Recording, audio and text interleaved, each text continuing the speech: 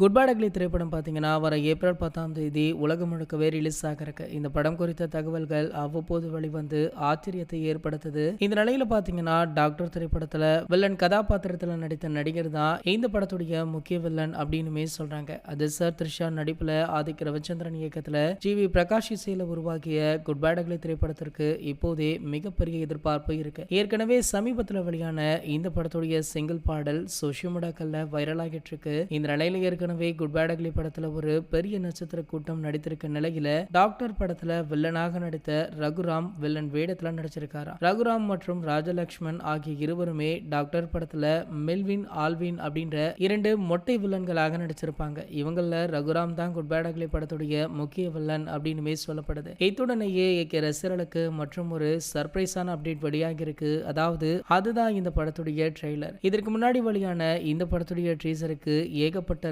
Response கிடைத்தது. அது மட்டும் இல்லாம இந்த படத்துடைய ரிலீஸிற்கு இன்னும் 20 நாட்கள் தான் இருக்கு. ஸோ இப்போது இந்த படத்துடைய ட்ரெய்லர் வெளியானா கரெக்டாக இருக்கும் அப்படின்னு படக்குழு முடிவு பண்ணிருக்காங்க. ஆகையால ட்ரெய்லர் கட் முடிந்து விட்டுதான் அடுத்த வாரம் இந்த ட்ரெய்லர் வழியாக அதிக வாய்ப்புகள் இருக்கா. சரி, ஓகே, இந்த படத்துடைய ட்ரெய்லருக்கு உங்களை யாரெல்லாம் அவளுடன் காத்துட்டு இருக்கீங்க அப்படின்றத கீழே உள்ள கமெண்ட் செக்ஷன்ல கமெண்ட் பண்ணிட்டு நம்மளுடைய தமிழ் நியூஸ் எக்ஸ்பிரஸ் சேனலை மறக்காம சப்ஸ்கிரைப் பண்ணிக்கோங்க.